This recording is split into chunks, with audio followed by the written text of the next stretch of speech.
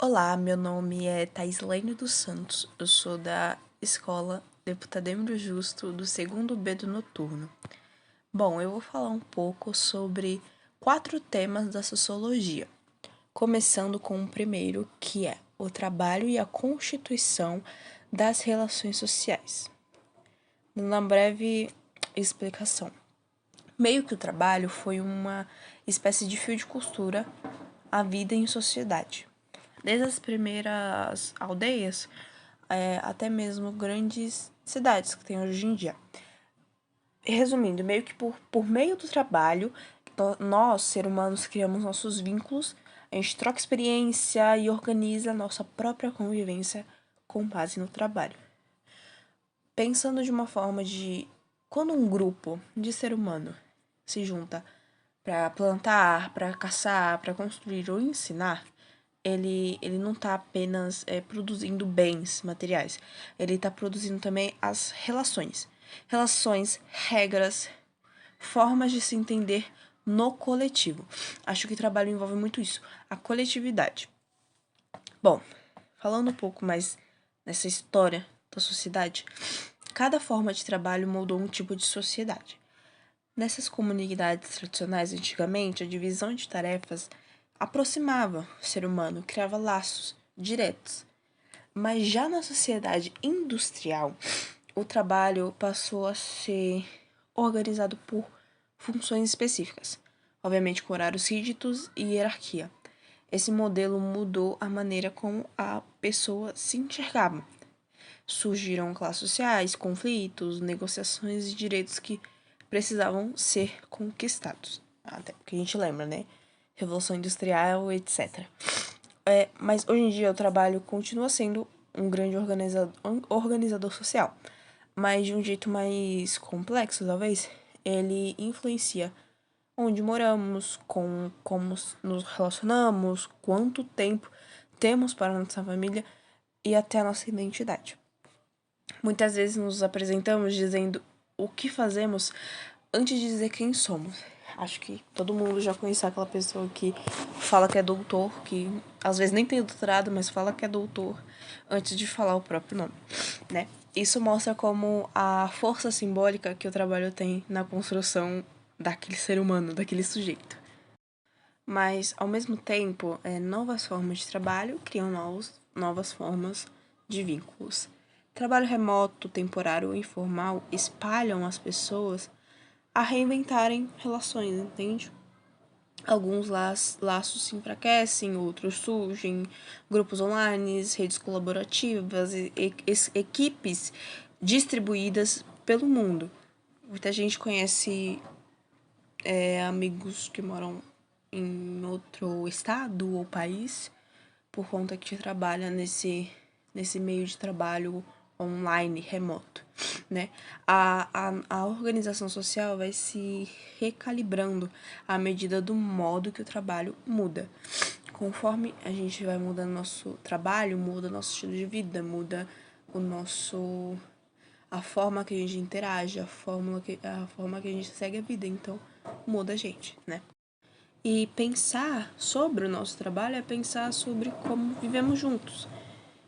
Obviamente ele revela desigualdades, cria oportunidades, gera conflitos e também cooperação. É uma espécie de espelho social, eu diria, refletindo o que valorizamos e o que ainda precisamos transformar. Entender o trabalho é entender a nossa própria sociedade. Tem coisas boas e coisas ruins, porque sempre molda o outro como dois elementos que se esculpem mutuamente. Do mesmo jeito que um trabalho molda o outro ser humano também molda a gente, mas pode moldar de outra forma. Finalizando esse tema, vou falar sobre o segundo tema. O segundo tema é o impacto das novas tecnologias na relação de trabalho. Bom, as novas tecnologias entraram com tudo no mundo do trabalho. Meio que foi como abrir uma janela numa sala escura. Hoje em dia é uma estrutura principal para muitos trabalhos. Bom, em poucos anos, essa tecnologia ela transformou funções. Criaram profissões inéditas, como a gente vê hoje, youtuber, influencer, mas mais na questão de profissionalismo, marketing digital, TI, né, que inclusive é um dos picos de profissão hoje em dia. E bom, e também redesenharam a nova forma que pessoas se conectam para produzir. Hoje em dia, quase todo o ambiente pulsa junto com os computadores, e isso é verdade. Muitos aplicativos, inteligências artificiais e máquinas que conversam entre si ajudam muito no nosso trabalho, no caso, o trabalho de muitas pessoas hoje em dia, e facilita muito também. Com essa facilidade, a tecnologia aumenta a velocidade das tarefas e aproximaram pessoas que eram distantes. Com um simples clique, equipes de diferentes cidades ou países trabalham juntas como se dividissem a mesma mesa. É uma pessoa que se eu trabalhar com uma pessoa da Bahia, ela pode, sei lá, arrumar uma planilha minha e a gente alavancar um trabalho juntas. É uma forma bem dinâmica de trabalhar. A tecnologia ajudou muito com isso. Nem sempre uma pessoa tem que estar presencialmente para ajudar. Ela pode ajudar remotamente no trabalho sem afetar a sua função em si.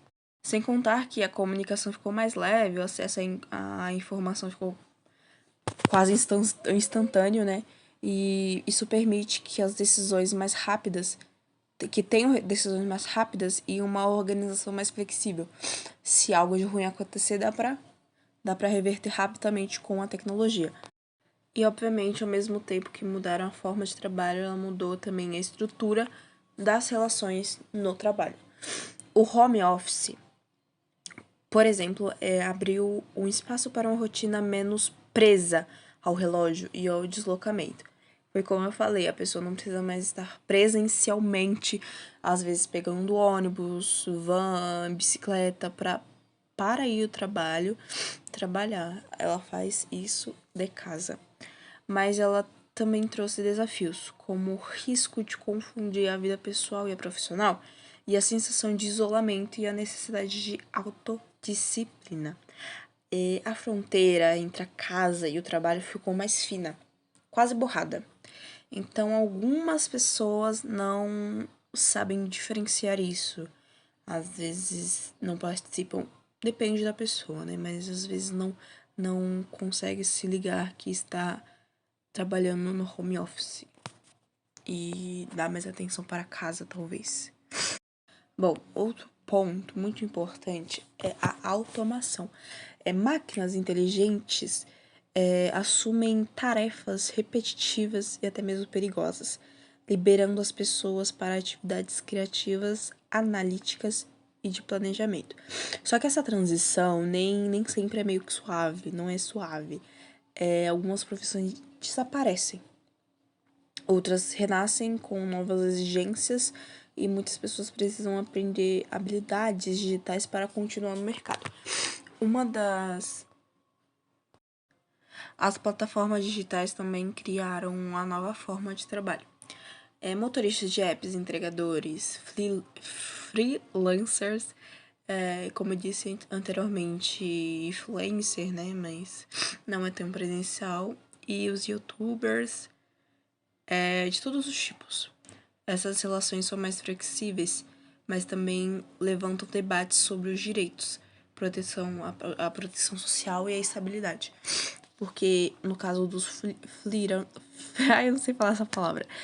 Freelancers, isso. Nem sempre é garantido um direito de trabalho. Tem um trabalho, aparece um trabalho, ele vai fazer aquele trabalho, mas nem sempre o trabalho todo que ele faz, muitas vezes são garçons em festas chiques, são pagos de forma digna ou de forma justa, né? Meio que isso acontece como um jogo, as regras são construídas enquanto o jogo acontece. Então, muitas vezes essas novas profissões não têm o mesmo direito do que as profissões consideradas no caso antigas, que têm um valor na sociedade. Bom, no fim, as tecnologias não são apenas ferramentas, elas reorganizaram nossa rotina, né? Os nossos valores, as nossas expectativas. Elas transformaram o jeito de colaborar, produzir e até mesmo imaginar o nosso futuro. Entender, mas também a gente tem que entender o impacto social para garantir que esse avanço tecnológico ande junto com as nossas condições justas de trabalho e com a nossa dignidade de quem faz tudo acontecer, que é o ser humano. Bom, agora indo para o terceiro tema, que é as condições análogas à escravidão e as relações de trabalho na contemporaneidade. Bom, então falamos sobre as condições análogas à escravidão no século XXI. À primeira vista, é algo que não deveria existir, né? Porque a escravidão foi abolida há muito tempo. Mas, infelizmente, a nossa realidade que vivemos hoje em dia, ela mostra que nem sempre as leis e os avanços sociais não impedem da desigualdade, até mesmo escravidão, o trabalho aconteça. Muitos profissionais hoje em dia vivem em situações que ferem profundamente a dignidade humana. É como se tivesse uma sombra antiga que ainda continua a se estender no nosso presente. São situações de trabalho muito precárias. E isso, obviamente, se faz jus à escravidão. Bom, no Brasil, esse tipo de exploração, né, aparece de várias formas. Pode surgir em fazendas isoladas, acho que é o principal que a gente pensa, né? Muitos caseiros. E nessas fazendas, eles são meio que mantidos no caso, alojamentos, né?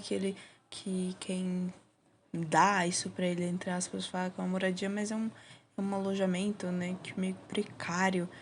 Muitas vezes não tem água potável, eles não têm a liberdade de ir e vir pra cidade, no caso, cidade grande, né? E eles se contentam com aquilo porque pensam que não tem o direito de algo a mais do que já recebem, que seria essas precariedades. Mas também essa maneira de exploração pode surgir em cidades grandes, em oficinas clandestinas, em cozinhas improvisadas, ou até mesmo em casas de família. Quando o trabalho doméstico se transforma numa prisão silenciosa. É representada em muitas novelas, inclusive as domésticas sendo exploradas, sendo xingadas, recebendo salário muito baixo para fazer muitas coisas dentro de casa. E, obviamente, não vale o que ela ganha, o que ela faz. O tanto que ela faz, né? Bom, em todos esses casos, há somente um elemento comum. A pessoa perde a autonomia e ela é tratada como um instrumento e não como um sujeito. Ela não se sente, não é tratada como um ser humano, não tem a dignidade em si. A dignidade dela é muito prejudicada. Bom, o conceito de trabalho análogo à escravidão envolve 4 pilares: a jornada exaustiva, condições degradantes, a servidão por dívida e a restrição de liberdade. Esses elementos mostram que a escravidão moderna, né? É até um termo meio difícil de falar, mas a escravidão moderna nem sempre usa correntes, né? Antigamente se usava, hoje em dia não tem essas correntes, mas tem outras formas. Às vezes ela se disfarça em dívidas impossíveis de pagar, promessas falsas, documentos retidos ou medo. A exploração ela se esconde atrás de discursos de oportunidade, mas também entrega sofrimento. Inclusive, muitas pessoas que vêm do interior, que são do interior, vêm arrumar algum trabalho, infelizmente arranjam um trabalho em, em casas que julgam ela, mas que aquela pessoa fica manipulando ela de uma forma que ela acredite que só aquilo vai dar um futuro para ela, mas na verdade não. É um salário muito baixo, com uma qualidade de vida muito ruim e pouquíssimos nem tem benefícios. Vamos falar a verdade, nem tem benefícios. Então, as relações de trabalho, diante disso, tornam-se marcadas por uma grande desigualdade. A pessoa explorada não negocia salário, não escolhe horário, não tem voz. Esse desequilíbrio afeta não só os indivíduos, mas também toda a estrutura social, reforçando essa injustiça histórica e dificultando a construção de um mercado de trabalho justo. Isso dificulta qualquer um arrumar um emprego, até mesmo por medo, né? Mas felizmente existe uma vigilância. No Brasil, possui grupos de fiscalização, como um grupo especial de fiscalização móvel, que atua para identificar e liberar trabalhadores nessa condição. E além disso, políticas públicas, campanhas e até denúncias anônimas fortalecem um combate contínuo a esse crime. Sim, é um crime, obviamente. Escravidão é um crime. E ainda assim, a luta é constante. Cada ano, novos casos surgem, mostram que a proteção ao trabalhador precisa ser tratada com compromisso e obviamente, persistência. Bom, falar sobre isso não é apenas olhar o problema, é reconhecer que a dignidade humana precisa ser defendida todo santo dia. A sociedade se fortalece quando garante que ninguém seja reduzida à condição de objeto. Só haverá relação de trabalho verdadeiramente justa quando toda forma de escravidão contemporânea for eliminada, sem exceção nenhuma. Bom, finalizando com o quarto tema, o impacto dos processos de produção no meio ambiente. Os processos de produção que movem a economia abastecem o mercado e sustentam o nosso dia a dia. Isso é fato. Mas, por trás disso tudo, o que consumimos, existe uma longa cadeia que toca diretamente o meio ambiente. Cada fábrica, cada plantação, cada mina, cada linha de montagem deixa marcas na natureza. Obviamente, algumas vezes leves, mas outras, e bastante frequentes, essas marcas são profundas e podem alterar paisagens inteiras, né? Falando um pouco sobre a produção industrial, que é um exemplo, ela transforma matérias-primas em produtos, mas ela também libera resíduos, gases e efluentes que podem contaminar o ar, a água e o solo. Quando esses impactos não são controlados, os rios perdem a vida, as florestas encolhem e o clima se desregula. Obviamente, o efeito estufa tá aí para provar isso pra gente. É como se cada processo dessa produção deixasse pegadas, e muitas delas são pesadas demais para a nossa natureza suportar. Na natureza, isso é bem semelhante. O uso de agrotóxico, o desmatamento para ampliar a área de plantio, o consumo excessivo da água potável pressionam o ecossistema inteiro. Uma plantação pode gerar alimento, mas ela também pode esgotar o solo ou empurrar animais para fora dos seus habitats.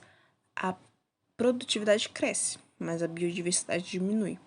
E esse equilíbrio volta para nós de forma de insegurança climática e perda dos nossos recursos naturais. Acho que uma das maiores coisas que afetam o solo em si é o cemitério, tanto que hoje em dia os cemitérios são naquelas gavetas de parede. porque enterrar pessoas hoje em dia afeta muito o solo e pode diminuir essa biodiversidade daquele lugar, etc. Além do nosso consumo excessivo da água, de muitas vezes fazer construções em áreas que são habitats de animais, fazem que aquele lugar não seja mais habitável para aquele animal. Ele vai para outro lugar que ele não se adapta e acaba morrendo. Por isso, muitas vezes, muitos animais estão em extinção por conta disso. Também tem o impacto da extração de minérios, né? E de combustíveis fósseis, no caso, a mineração.